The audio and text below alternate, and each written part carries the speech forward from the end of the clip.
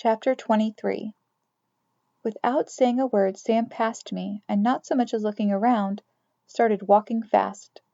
I had no choice but to trail after, hurrying to keep up. As I looked at him, I could see how tense his body was. It seemed as if he wanted to get away from something. Perhaps it was me. Was he angry? He picked his way through the disorder of tents and shacks as if leading me through a maze. Hoping I could get him to speak, I called out, "Why do you keep playing that song? I often think of riding home." "Wish I were home," he snapped without looking around. He continued on at the same pace until he stopped abruptly and turned around. I could see his eyes shifting as if checking to see if we were alone. Apparently satisfied that we were, he said, "That man you were asking about, the one who said he hadn't seen your brother, his name is Castle, Mr. John Castle." "Why didn't you say so before?"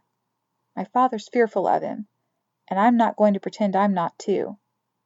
"Fearful? But why? Who is he?" "Mr. Castle runs the Mercury, our boss. If we say anything bad about him and he hears about it, no telling what he'll do. A lot of the people around here don't like us." "I don't understand." Momentarily his eyes shifted away from me, then he looked right at me. "I'm guessing you know that some people don't like Negroes." I wanted to say that wasn't me, but his severe tone and bluntness tied my tongue. I stared at him, hoping to hear more. "I told you this morning," he went on, "we're from New York State. Town of Sag Harbor.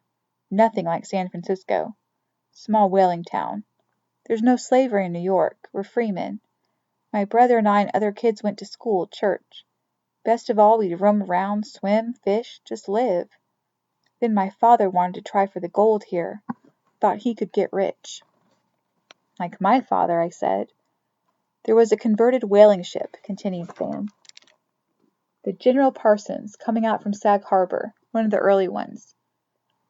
I'd already sailed on her. We hired on as shipmen and musicians. Soon as we got here, this past July, the whole crew rushed to the diggings. We went too, but we were run out. Not just us, Mexicans, people from Chile. We had to come back to town with almost no money. Nothing we could do," Sam went on, "but stay here, work as musicians until we save enough money to buy our way back to New York.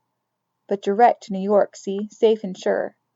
No slavery in California, but the problem is we can't go back east just anywhere. Has to be New York or Massachusetts, free states. If we go to the Carolinas, states like that, they might turn us into slaves." I nodded, even as I tried to make sense of it all. "Which is why we work for that Mr. Castle. It's what we have to do to make money. Can you understand all that?"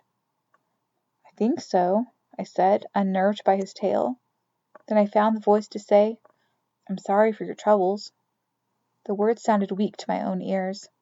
I stood there, feeling stupid, not knowing what else to say, all too aware that Sam was watching me closely. But then I said, "Do you think this Mr. Castle knows something about my brother?" "No idea. But I'd trust him like I'd trust a snake with fangs at both ends. Let me tell you something, girl." He paused as if deciding to go on. "This morning," he continued, "after you left, Castle came back and asked me if I'd spoken to a white girl. Said I wasn't allowed to do that." "He did?" I knew it was you he was talking about, but no telling what Castle might do, so I lied, said I hadn't. I hope you can understand that. Just trying to protect ourselves. Now I've spoken too much. My father didn't want me to say anything." "Why?" "I just told you," he said, this time with anger. Then he turned about and said, "Let's go." And once more he began to lead the way. But he didn't take 5 steps when he once again stopped and faced me. "I'm guessing you have no idea what a crimp is, do you?" I remembered that Jacob had used that word. Something about kidnapping. Not being sure, I shook my head. "All these ships that come here like ours, like the General Parsons, soon as they arrive they lose their crews, head for the gold, so the ships can't go anywhere." Remembering what had happened when the Stephanie K reached San Francisco, and the whole crew went off, I said, "Rotten Row." "Exactly, Rotten Row. Ships just sitting in the cove, or like the Mercury turned into a saloon. Which means captains get desperate for sailors so they can sail back home. Get frantic. Get frantic enough they come to Castle. He's a crimp. He feeds drink or drugs to people who are in the Mercury. When they pass out, Castle sells them to the captains for crew. Gets good money for each one he hands over. The mercury being right in the water, it's easy to deliver them. When they wake up, they're at sea." "Drugs them," I cried, my heart lurching. "Sells them." "You never heard it from me." But that's slavery." "Don't even try to tell me anything about slavery. White folks think slavery is just about black people. Don't you believe it." "But I'll tell you something, Miss Torrey. My father and I, we never eat or drink anything in the mercury. Too risky. That Mr. Castle, he suits up fine, but he's as savage as a meat axe. He'd mince his mother for money. That's why my father told me to say nothing to you. Not to protect you, but us. Now that you know, do us a big favor. Keep away." Shocked, I just stood there. Sam, if he noticed my reaction, said nothing, only turned about and started walking again. I hurried after him. But once again he stopped. "I'll tell you another thing," he said. "If Castle took your brother, that means it's for a ship that's sailing soon." "Soon?" I cried. "How soon?" "No idea. Quick."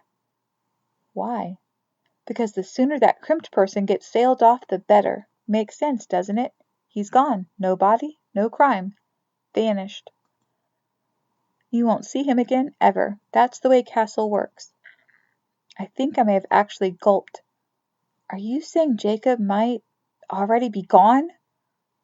Not answering, Sam resumed walking, as if trying to get away from what he had already revealed. Over his shoulder he said, "You said you know about the Rotten Row ships, right?" I nodded, all but running to keep as close to him as possible. He said, "What I've heard, and I believe it, is the crimps hide the ones they kidnap on one of those empty ships. Who's going to be able to find them there? Can't search all of them, can you? Too many, impossible.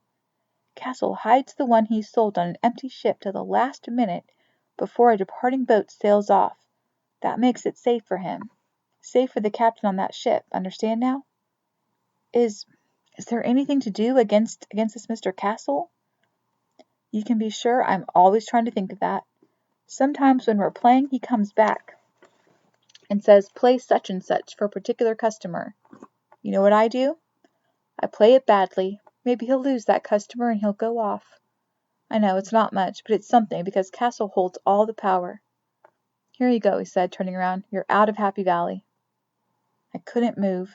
"But you're telling me my brother might be on one of those rotten ships and is about to be stolen away."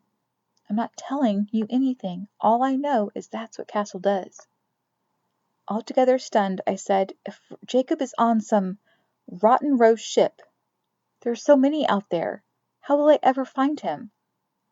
Sam held out an open hand. "That's just what I'm saying. You probably can't. But if you do go looking, you'd better work fast, or you can say good-bye to brother Jacob, because you'll never find him. But I'll thank you, Miss Torrey, not to say one word that it was me who told you all this, 'cause if you do, I'll put my hand on 12 Bibles and swear you're lying. Understand? Good luck, and do me a favor. Don't come back into the mercury. And don't come back here to us, either." "Thank you," I mumbled, as Sam turned around and looked a step away. "Sam," I called after him again. "Thank you." He stopped. I said, Why did you tell me all this?" He looked at me. "It's not for you. I hate Castle. He's the devil in a tall hat. He stole my brother. Gone, just like I told you. No idea where he is. I'd do anything to work something against Castle. Sometimes it feels like he has a whole army, and there's just me and my pa, and we're a long way from home. Which," he added fiercely, "is why I keep playing that song. Wish I were home." Before I could say any more, Sam disappeared into the jumble that was called Happy Valley, which was not a valley and not happy.